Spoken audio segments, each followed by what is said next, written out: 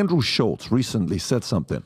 Rob, if you can pull up this clip from Andrew Schulz. I don't know what all of a sudden happened and prompted Andrew Schulz to say this, but go ahead and play this clip of Andrew Schulz reacting to what happened between Ben Shapiro and Candace Owens. Go ahead. He makes the argument for censorship. He calls it something else. Yeah, I forget the term. I have it in my phone. But I don't even think he's using the term right. But he's basically like, there's a window of ideas we accept. Yes. And we accept ideas between this, I guess this is, if I get window, you're looking like this. So we accept ideas between here and here. And anything outside of that window, well, you're fireable. That's censorship. What? But he's acting as if this is like a justified reason for firing people when you built your identity and platform off of no censorship and freedom of speech and facts don't care about your feelings and all this shit. It's also funny that that window happens to end where his beliefs end. Isn't it interesting? You would say that. Not being pro-Israel, that's where the window ends. That's also your specific personal belief. What? So I just don't see. So you can't have an opinion on your platform that is not pro a country that is not ours? Yeah. Wait a minute. Crazy. I wish. So is the Daily Wire an American media platform or is it an Israeli media platform? I'm just asking. This guy's cooking. I'm just asking. If the rule is, I'm just saying, if the rule is you cannot be critical, because he has no problem being very critical of America. Yep. Critical of the left in America. Left is half the country. You have no problem eviscerating half of the country. That's the current party in power. But you can't criticize Israel as a country. That's just another country, unless you're saying, and you're clearly admitting, that the Daily Wire is an arm of the Israeli, I guess, media or propaganda machine. Is that? Oof. Are you manipulating the religious right in America? Are you manipulating the right-wing conservatives in America and selling them country western movies and putting on your little cowboy hat and fake moving to Nashville so that you could take all their money and then in the process restricting free speech, one of the core tenets of the American identity? Ben. Benjamin. What is happening? There's trouble in paradise. Pause it right there. For context, Daily Wire is in Nashville, but he's in Florida. But yeah, what do you think about his points? I mean, it makes a valid point, but and I sent Rob another video of Ben kind of contradicting himself, but he's 100% right. Like what? And by the way, that's what attracted me to Ben Shapiro in the first place. That dialogue, that everybody say what you want, do what you want. Facts don't care about your feelings. This is a place where you can say anything except that one topic. And we obviously know Ben is 1,000% Israel. We get it. It's no secret. They could do no wrong. And can we play this, Patrick? I sent Rob this clip of Ben basically contradicting himself. We have literally tens of millions of people in the United States who are afraid that the cancel culture is coming for them. And cancel culture does exist. Okay, so what this results in very, very often is corporations looking to cram down a particular viewpoint on you and then cancel you. When it comes to the hosts on the Daily Wire, obviously everyone is able to say what they want. But the reality is that there is an Overton window at the Daily Wire. There are polls out there that show that a vast majority of Americans in every single political group, including liberals, feel like they cannot say what they want to say in public because they're afraid that they are going to be canceled, fired, cast out from polite society. And then this actually happened to a socialist moron named Nathan Robinson. He got canceled from The Guardian. He's basically saying he got canceled from The Guardian because he had put up some anti-Israel tweets. Okay, now I think he's an idiot. I think that his views on Israel are abhorrent. But I don't think that he should lose his columnist slot over at The Guardian. That's a different story, obviously, when it comes to any publisher. Any publisher gets to make decisions about what it wishes to purvey and not. He certainly would not defend anybody on the other side. He used to say, now he's so he went against his word on basically everything that he said. He went the complete opposite because we found out that they fired her. They didn't have one of those contract disputes. They were like, you don't see the way that we say, you're being anti-us, goodbye. And they fired her. So that's just proof that he's a hypocrite. Thoughts on this? So I've been very open that I thought that the Daily Wire managed the whole thing with Candace in public and managed it very poorly. And then Ben Shapiro just come back on leadership and say, well, I'm a founder, but I'm not the CEO. And I'm not making decisions. I'm like, come on, dude, you just did. Yeah. So I thought the way it played out in public from a leadership standpoint was not good. But I kind of see it another way. You determine the product you're going to put out. You determine, and for better or for worse. And if you get exposed like CNN did for spinning things, stifling things, and not really be journalists, then guess what? Your ratings go down, your ads go down, your business goes down. Now, let's take a look at this. What if, Pat, we had some people at PHP and we're selling life insurance, proven life insurance that's protecting families, is doing good stuff. Sure. Proven product. Yep. And what if we had somebody saying people going with they get their insurance license and they tell people, you should just buy gold. Life insurance really isn't it. You should just buy gold. Just buy gold, just do that. We would take them aside and say, what are you doing? You know what? We're here and we're training people and these are valid products. This is what we got. And you wouldn't be there. Vinny, if you had a car dealership and you were selling EVs and you would say, look, a Ford F-150 pickup with the diesel engine, the big F-250 with diesel, that's what you need to be hauling stuff around on your farm. You shouldn't be thinking about, EVs or something. You would be like, wait a minute, I hired you to sell EVs. So there is a part of it that the position of a company, you may not agree with it. You know what? If you're there and you're selling it, that's it. But I thought how it played out with Candace was just bad. I want to give you, and I know where you're going with that, where, the product of the product, right? Be a product of the product. Like, for example, I remember when I bought cars from Jaime Godina, okay? And Jaime Godina sold me my Ford Focus and I believe the Expedition. When I was going broke, he got me a Ford Focus for $228 a month. Wow. If Jaime Godina, you guys can share this with him. I think he's at Nissan right now, or Honda right now. He's been with Honda. Stud of a guy.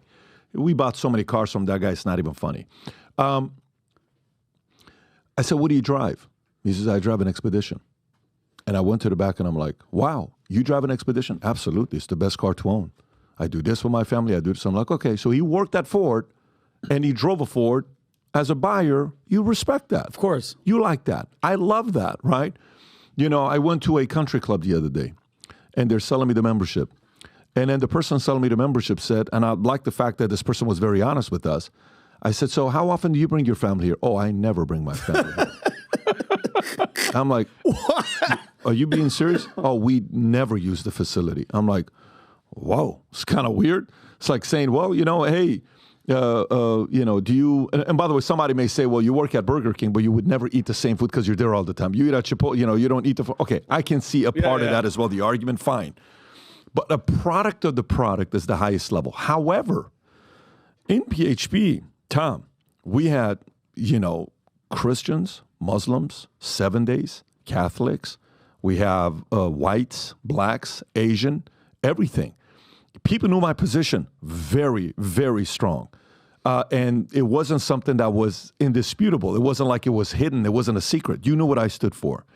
But at the same time, I was always in the business of converting, meaning if you're in the business of shifting people's mindset from not wanting to work hard, that takes a while. But it doesn't mean, nope, you're not, you're out, right? Yeah. If you're in the business of baptizing and converting and persuading and shifting and paradigm shift, you have to be very, very, very, very patient. Do you know how many people eventually became a Christian simply because the way the person treated them? Do you know most people that become Christians or any denomination? Yesterday, the guy at the soccer game that we're watching, the quarterfinals, Inter Miami against Monterrey. Phenomenal game. The guy right next to us, they were holding a 16 balloon. And I'm like, dude, that guy's son doesn't look like he's 16 years old. He looks 12 or 13.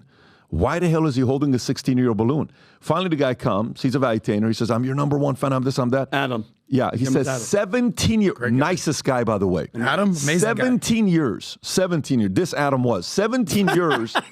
17 years he's been sober. And the other guy, they were celebrating his 16 years of being sober, right? Amazing. And I'm having this conversation with him, and he says, I went from being a Jew to being a Catholic.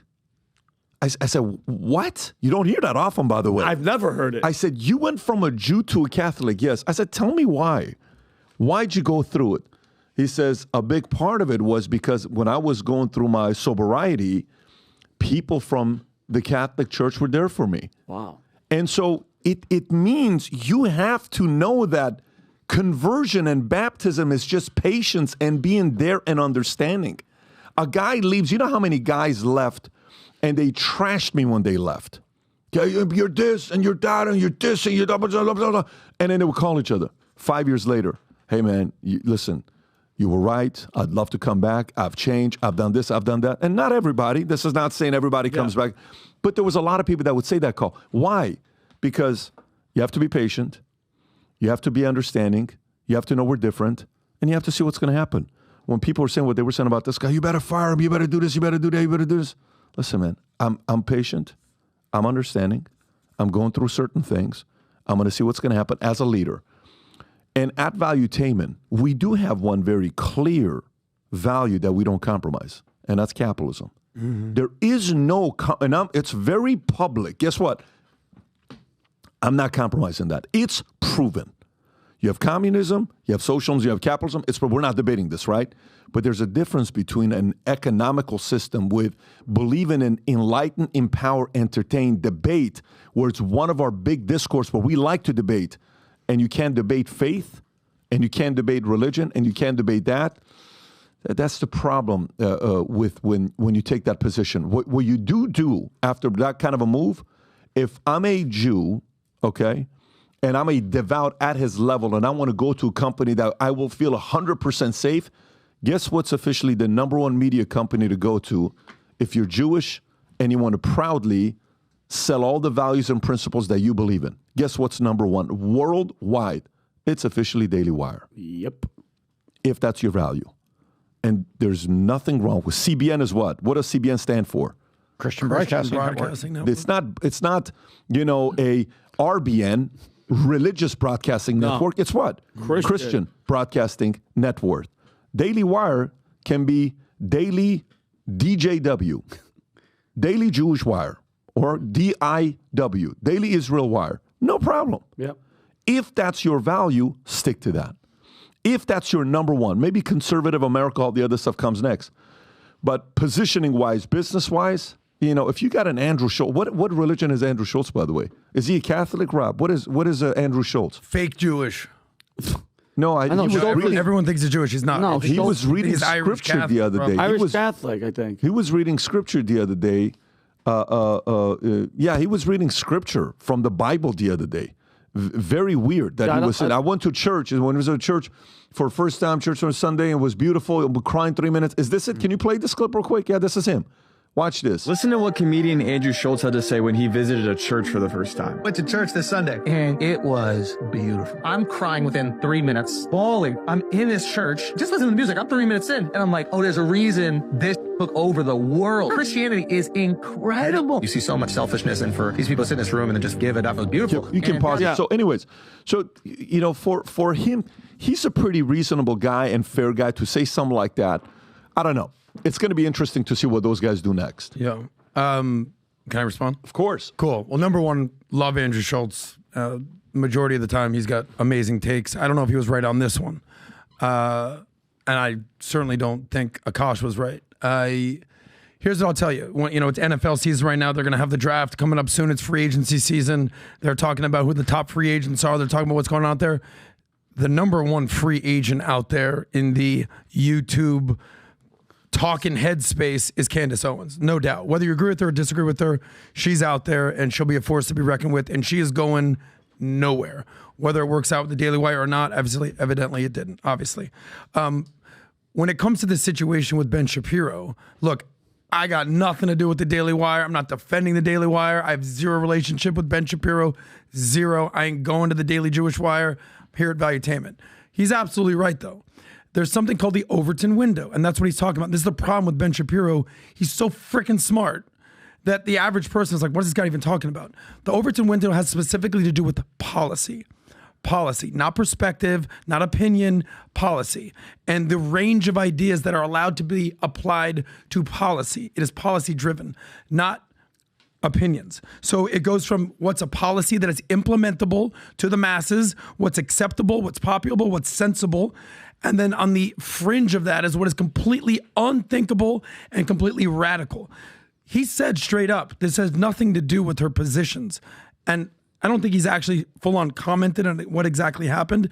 By the way, the Daily Wire, the cancel thing, there's a point there, but it's nuanced. The Daily Wire has every right to cancel whoever they want and fire whoever they want, because there's a difference between a publisher and a platform versus a private company. This has to do with Section 230, the whole conversation that's going on with cancel culture. Like if YouTube censors somebody or Twitter censors somebody or Facebook censors somebody, Meta, that is censorship. If the Daily Wire or The Blaze or Valuetainment for that matter, or Tucker Carlson Network, whatever he's working on, chooses to fire somebody, that's not censorship. That's a business decision. So I'm not defending what Ben Shapiro did with Candace or not. I'm just letting you know that's the reality of this Overton window. By the way, here's some examples of the Overton window. What was completely radical and now became policy. Slavery.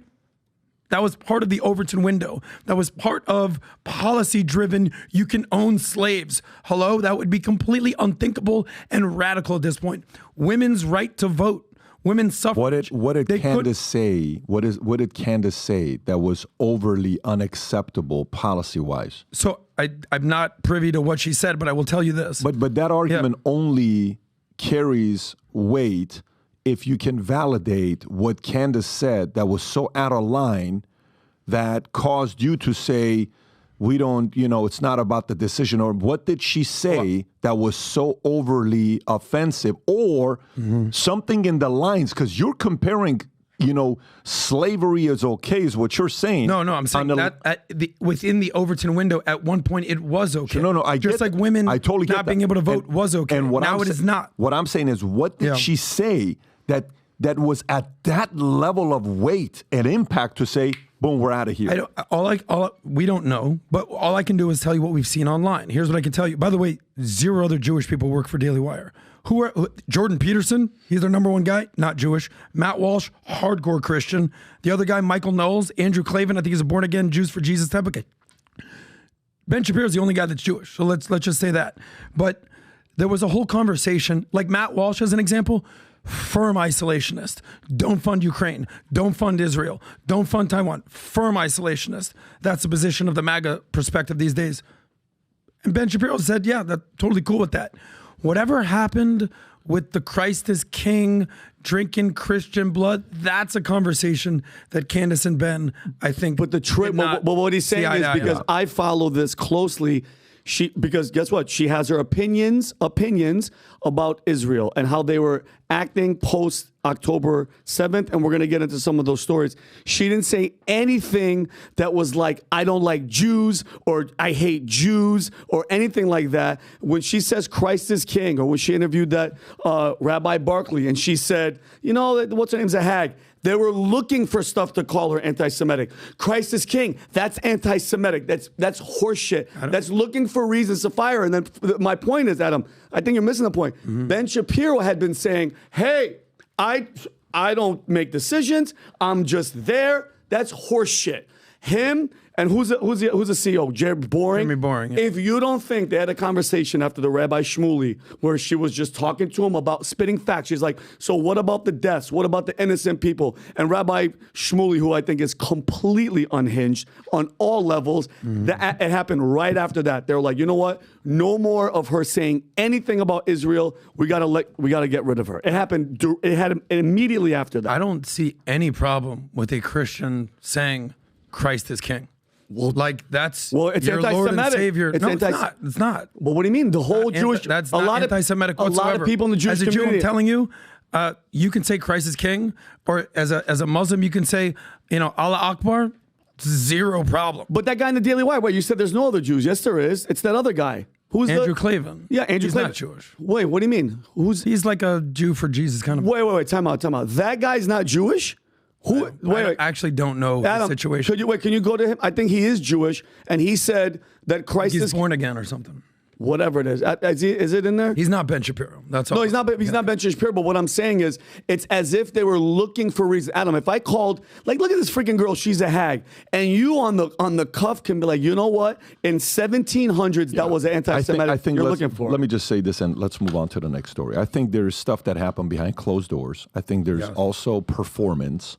I think there is, when one person gets more attention than another, I think it can be frustration. I think it can be, feel like I'm in a box and I have to do what you guys are wanting to do. You're just like Fox. And who knows, maybe that's what it is. And maybe it's like behind closed doors, she's challenging them constantly. Who knows? But those types of things, is very likely for it to happen. I think it was but if you're making that argument you made that he's making, you have to show proof with statements.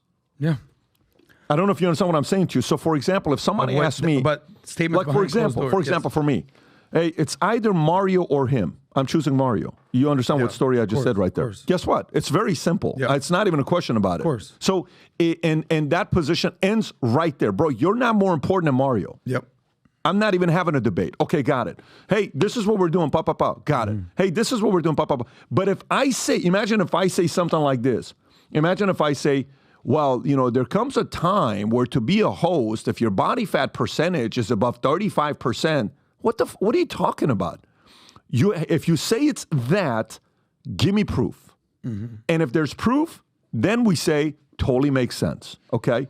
If there's proof. That's all I'm saying. And so you have to be very, very technical when you're saying this, because you're also indirectly could potentially hurt that person's career wherever they go to next. This is a very fickle space. There's a lot of talent that at one point they were everywhere. You saw them everywhere. Boom, like this, done. Yep. Because something surrounded their reputation. That is not cool. This is how these people make a living, and this is a very difficult job to be a part of. Constant pressure, daily pressure. You're trying to have kids. You're trying to have a family. It is not easy. And by the way, even with Ben, when Ben is walking across the street, and I remember one time Nick was coming up to him and, saying stuff to him. He's with his wife and his kids. Have you ever seen this when he's crossing the light? Which Nick? Your guy that was on your podcast. Oh, I'm also not a fan of that. Yeah. I'm not a fan of that. So these are not things I'm a fan of, because I think Ben over the years, I'm not a fan of this kind of stuff. This guy's with his kids. This is Boca Raton. Who's this guy? Nick Fuentes. Keep playing the clip, Rob. Is this the one that he's crossing the light with his? Yeah, you see, let me tell you, bro. Oh, dude, that you can pause it right there. I am not a fan of that, dude. You come like that with kids around me. I am not a fan of that. I will give you respect. Walk side with me. Can I talk you from it? No problem. I'm not a fan of this kind of stuff, and I think Ben is very necessary. I just think you can't make an accusation like that if that's the position he's taken without breaking down exactly what it is. I will find out what happened there, I'm sure. But I'll give one more anecdote here. Culture is huge in a company. We know that. What you always say is that culture eats strategy for breakfast, Steve Jobs, right? Yeah. So look, when you look at the Daily Wire, respect to those guys, I would classify them as like deep intellectuals. Ben Shapiro, they're very like, kind of like the Tom thing, like they're very Harvard graduate, business school driven, very policy driven, smart guys. And great, that works for some people.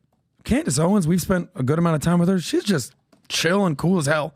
So I've seen them do their sort of roundtable stuff. They're hanging out, they're smoking cigars, they're talking trash, they're kind of doing their thing.